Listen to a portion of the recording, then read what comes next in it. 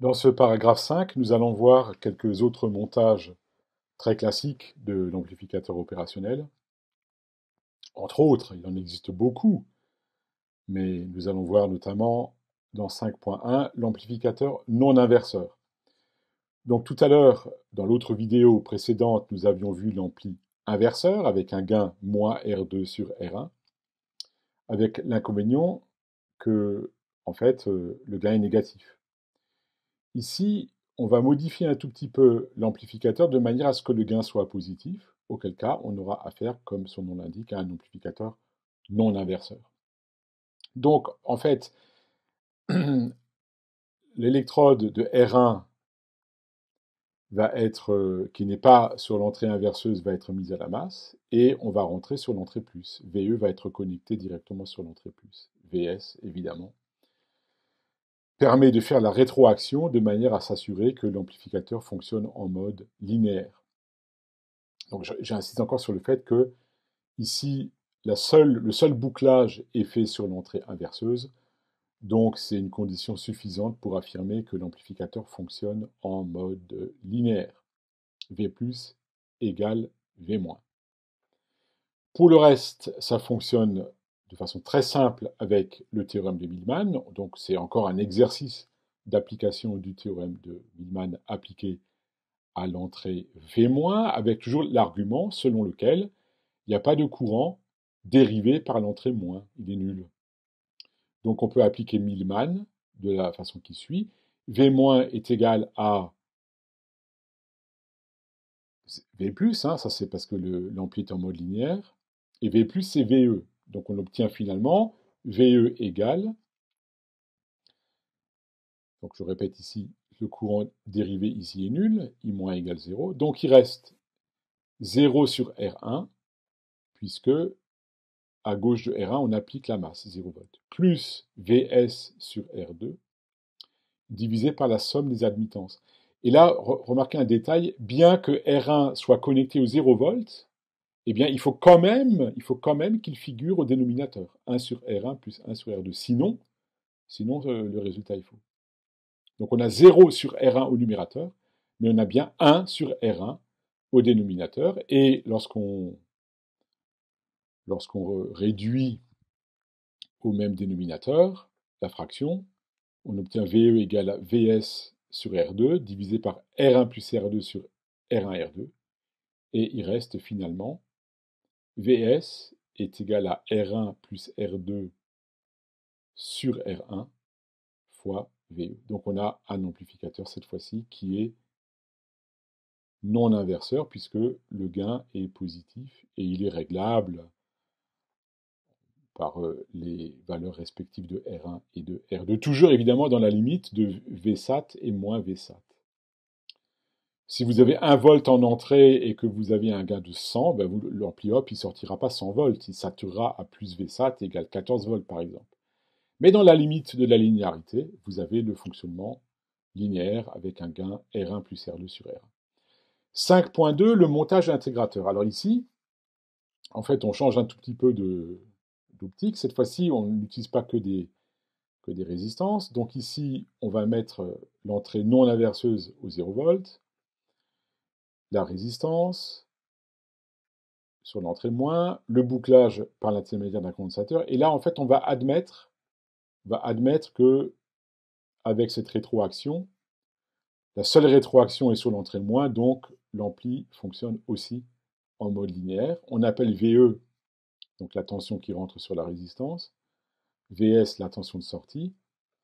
Et ici, on ne peut pas vraiment appliquer Millman. Enfin, on pourrait, mais ça serait une alternative. En fait, on va travailler en grandeur instantanée. Donc, on écrit tout simplement que VE est égal à RI, parce que V- est égal à V+. Ça veut dire que l'entrée inverseuse, l'entrée moins, elle est virtuellement à la masse, parce que, l'entrée plus y est. Or, V plus égale V moins égale 0. Donc finalement, on a VE est égal à plus, VE est égal à plus RI, ou autrement dit, le courant I, c'est VE sur R. Mais ce courant I, il circule aussi dans le condensateur, parce que je rappelle que l'entrée inverseuse, elle dérive un courant I- qui est nul. Donc finalement, on peut écrire la relation courant-tension aux bornes d'un condensateur, la relation courant-tension instantanée. Ça veut dire que le courant I, a priori c'est C dVs sur dt, mais ici comme le condensateur il est représenté en convention générateur, ça donne I égale moins C fois dVs sur dt. Et quand on intègre cette dernière relation, parce que la tension de sortie, elle est donnée par l'intermédiaire de sa dérivée, donc il faut intégrer les deux membres, on obtient Vs est égal à moins 1 sur Rc, intégrale de VE de T dt. Donc en fait, la tension de sortie, c'est bien l'intégrale de la tension d'entrée. Le montage fonctionne comme un intégrateur. Amusez-vous, si je puis dire, à faire la simulation de l'intégrateur avec un signal carré en entrée, et quand on intègre un signal carré, on obtient un signal triangulaire. On ne la mettra pas dans nos vidéos, nous, personnellement, mais je vous encourage de faire ce montage intégrateur d'un montage, d'une tension carrée à une tension triangulaire par l'intégration, par le montage intégrateur de l'ampli. Alors, le 5.3, c'est un peu le montage réciproque, c'est le montage dérivateur. Si on échange condensateur et résistance dans le montage précédent, dans le montage intégrateur, on obtient un dérivateur. La démonstration, elle est vraiment très similaire, puisque VE rentre sur le condensateur, la tension de sortie sort sur la résistance, on écrit que c'est le même courant qui circule respectivement dans le condensateur et dans la résistance, et on écrit que V plus égale V moins égale à 0, et par conséquent, on a directement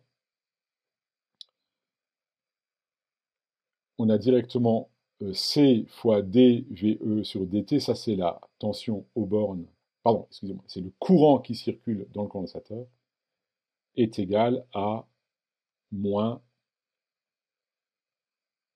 Vs sur R. Alors pourquoi moins? Parce que vous voyez que Vs,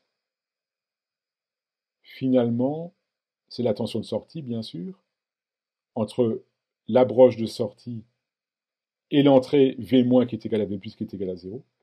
Mais ça fait que la résistance, elle est orientée en convention générateur, d'où le signe moins.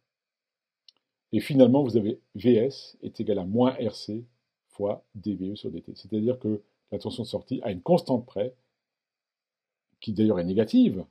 Donc si on peut dire un dérivateur inverseur, vous avez Vs qui est proportionnel à la dérivée de la tension d'entrée. Alors pour ce dernier montage dérivateur, on va montrer une petite alternative. C'est plutôt un retour sur la représentation complexe. On va montrer comment ça fonctionne via un calcul alternatif en représentation complexe. On le fait pour le dérivateur et je vous encourage à titre d'exercice de le faire aussi pour l'intégrateur. Donc ici, on redessine le montage dérivateur, condensateur C, rétroaction, bouclage sur l'entrée inverseuse via la résistance, V plus égale 0 volts, et cette fois-ci, on va travailler en représentation complexe. Donc je mets VE bar et VS bar, tension de sortie, entre la broche de sortie et le 0 volt qui est aussi la masse. Donc cette fois-ci, on peut appliquer Millman, et on obtient V- égale V plus égale 0, puisque V plus est égal à 0. Et V- par Millman, c'est aussi, alors c'est VE fois l'admittance du condensateur qui vaut JC oméga, plus Vs fois l'admittance de la résistance, donc fois 1 sur R, divisé par la somme des admittances, c'est-à-dire JC oméga plus 1 sur R. Alors c'est 1 sur R. Au dénominateur, désolé, JC oméga plus 1 sur R. Mais peu importe, parce que de toute façon, V- étant nul, Ça veut dire que le numérateur est nul. Et on trouve directement Vs est égal à moins Rc. C'est la constante qu'on avait trouvée tout à l'heure quand on a écrit le dérivateur en relation instantanée. Donc Vs est égal à moins Rc fois J oméga fois Vu.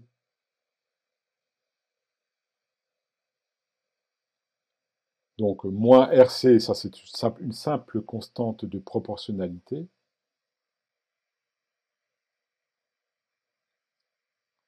Et J oméga, c'est en fait le marqueur de la dérivation de la tension d'entrée.